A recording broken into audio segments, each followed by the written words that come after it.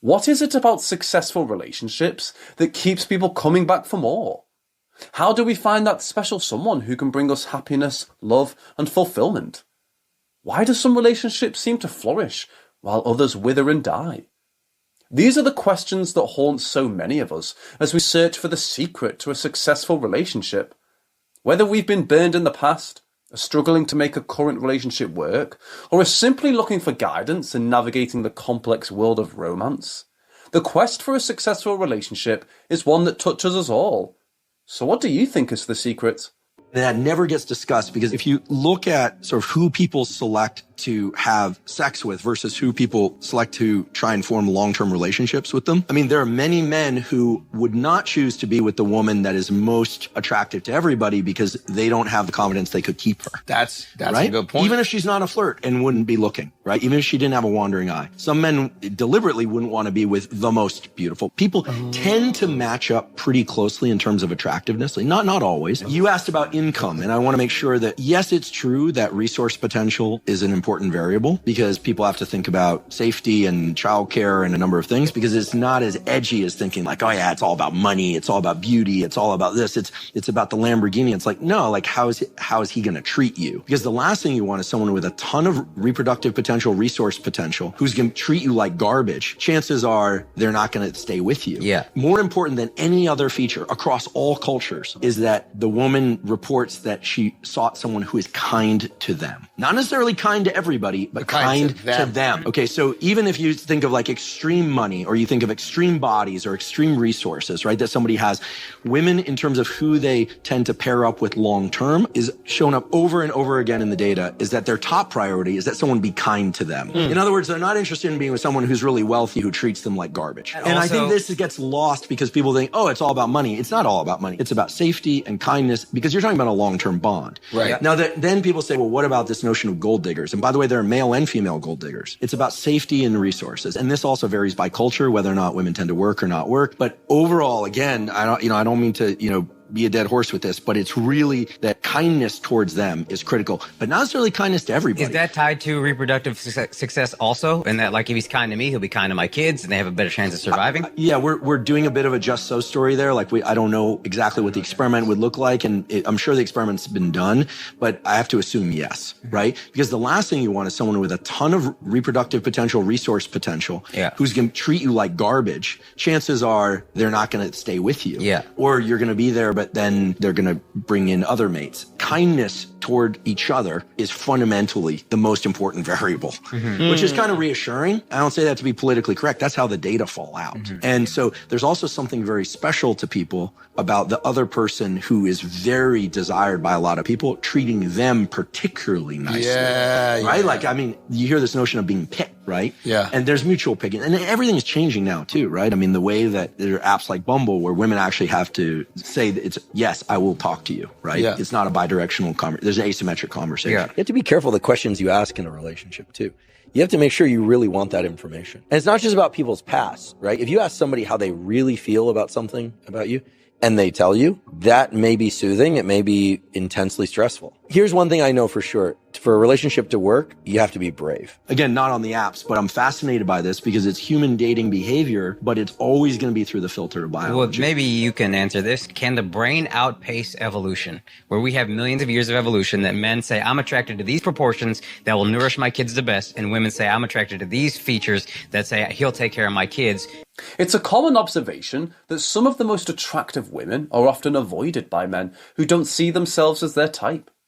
While it's also true that a woman's choice of mate is often influenced by the potential resources he can provide to ensure the security and well-being of their offspring, ultimately, kindness seems to be the deciding factor for many. So, what does this tell us about the nature of attraction and relationships? Is it purely physical, or is there something deeper at play? And what are the various factors that contribute to successful relationships? Now society's changing in the last 70 years. Can your brain outpace your evolution, which has been hardwired for millions of years? So we have this real estate in our brain right behind our forehead called the prefrontal cortex, and it's your rule-setting machine, okay? So you can create new rules for what's going to drive your behavior. Like we can decide that what's important in a given set of situations is blank. You actually see this, right? If people go away on retreats or they go to some event and there's only, let's say 10 men and 10 women, they're all heterosexual, who you find most attractive will be gauged against the other 9. But in a world in New York City, the distribution is much broader and the mean is shifted perhaps, right? And so you can't beat evolution. You're always going to be constrained by brain wiring, but you can condition certain things. And also sometimes people are selecting for somebody who's really nice, really funny. We get along so well. I mean, there are other criteria, right? I'm just trying to get you to say it's okay for us to be shallow, really, at the end of the day. It's as okay Basically. to be shallow as being shallow is as important to you. There are people who, they have their list, right? They're like, I want to be with someone who graduated college, or I don't care, or I want to be with somebody who, is physically attracted to, et cetera, et cetera. I mean, the reality is that no matter how attracted two people are to one another, like at some point it becomes familiar. But there are certain people, like I'll just disclosure, I'm actually become in a relationship, monogamous relationship, actually become more attracted to the person I'm with. And I think it's something through the nose. It's like a pheromone thing. I become very conditioned to them. It's not that no one else becomes attracted to me, but I become very conditioned to them. I don't know that everyone's like that. I've only been me, but I know that there's some people that get really restless after they've been with the same person for a little while. And sometimes that's psychological, like they never got it out of their system. They married the first person they were with. And other times it could be physiological. Testosterone therapy has become a hot topic in recent times, sparking debates around its effectiveness as a cure for low energy, decreased libido, and depression. Some even argue that it can be used to enhance athletic performance. However, the idea that it may influence one's attractiveness or desirability in the quest for a soulmate is a controversial one.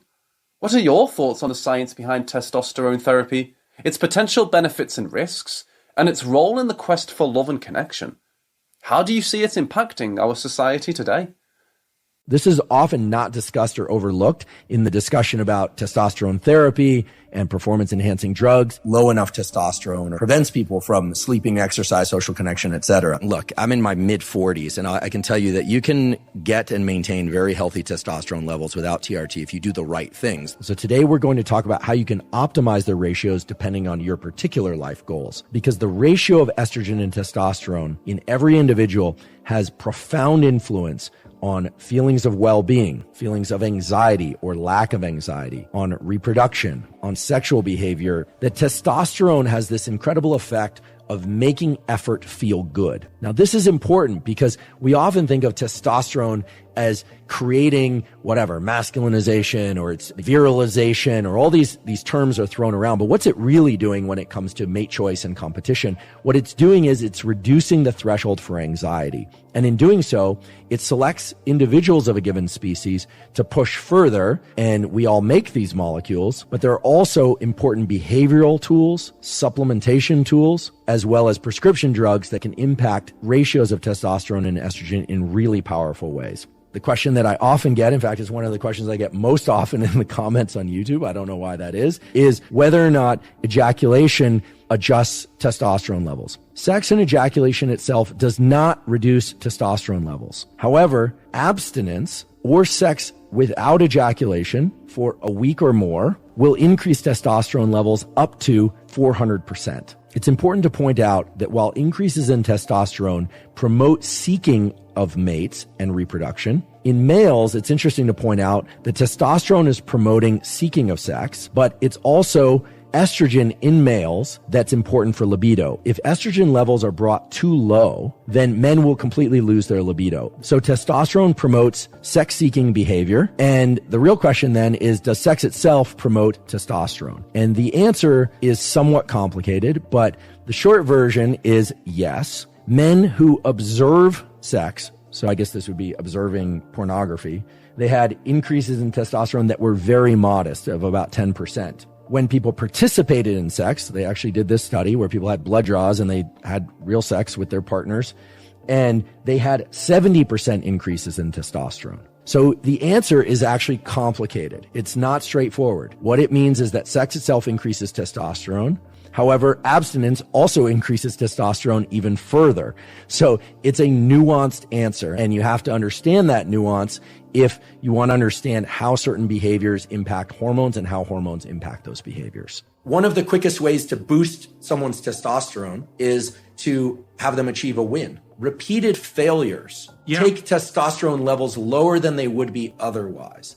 There's a slow system associated with achieving wins, even small wins. And that slow system is in the form of hormonal control that then translates to gene control. Testosterone has the effects we're all aware of, like deepening the voice, facial hair, muscle growth, recovery, etc. Mostly because testosterone increases protein synthesis. But in any case, testosterone has some very interesting effects on the brain. The major mental effect of testosterone is it makes effort feel good.